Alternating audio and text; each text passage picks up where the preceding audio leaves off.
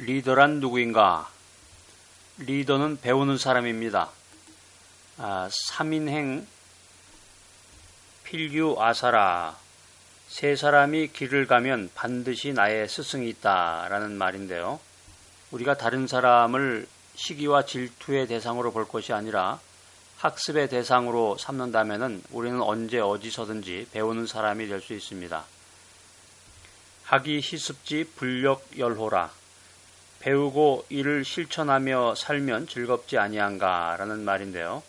리더가 항상 배워야 될 그 마음의 자세를 가져야 될 이유라고 생각이 됩니다. 일일 부독서 구중생형극. 안중근 의사가 이토 히로부미를 하얼빈역에서 암살하고 여순 감옥에 있는 동안에 여러 점의 붓글씨를 남겼는데 그 중에 대표적인 작품이 일일 부독서 구중생형극입니다. 지금 여러분이 그 오른쪽에 이 붓글씨 안중근 의사가 쓴 그 붓글씨를 볼 수 있는데요. 현재 안중근 의사의 이 친필 글씨는 보물 569-2호로 지정이 되어 있다고 합니다. 우리는 리더로서 배우는 사람으로서 하루라도 책을 읽지 않으면 입안에 가시가 돋친다라는 그 안중근 의사의 말처럼 책을 읽고 또 사람들 사이에서 진리와 지혜를 배우는 리더가 되어야 되겠습니다. 자, 그 다음에 이제 리더는 가르치는 사람이다라는 항목이 되겠는데요. 리더로서 무엇을 가르칠 것인가? 습득된 지식과 경험을 통해서 얻어진 것들을 잘 전달하는 것이 리더가 되겠습니다.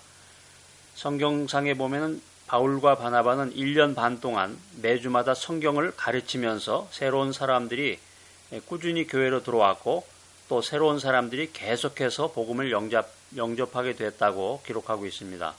여기서 우리는 리더는 삶의 방법, 진리를 가르치는 사람일 뿐만 아니라 방향을 가리키는 사람으로 성장해야 된다라고 하는 것입니다.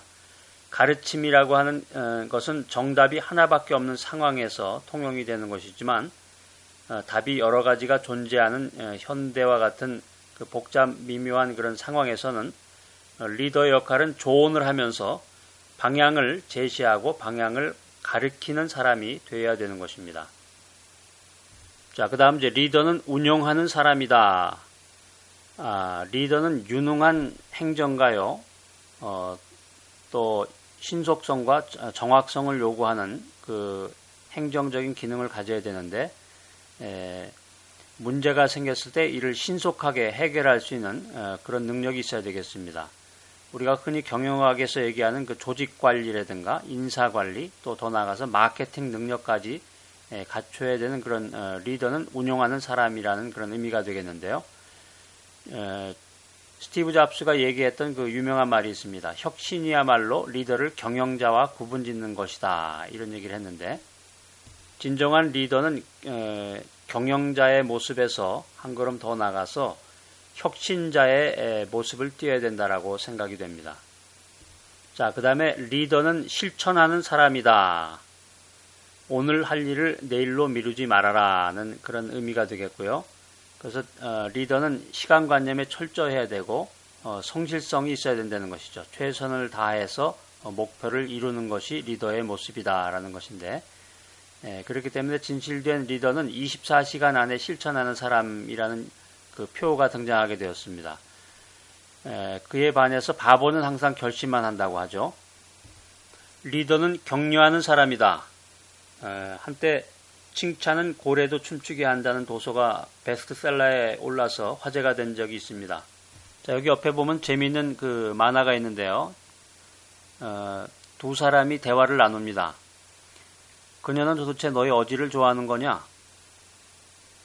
그 애는 나를 미남이라고 생각하고 더구나 노래도 아주 잘한다고 생각해. 그래? 그럼 넌 그녀의 어떤 점이 좋냐?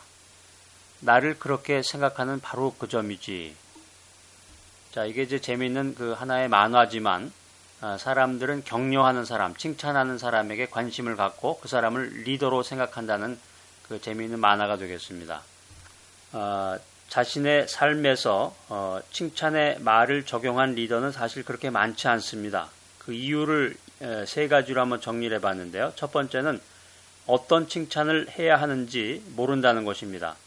두 번째는 어떻게 칭찬해야 되는지 모른다는 것입니다. 세 번째는 칭찬하는 습관이 몸에 배어있지 않다는 것입니다.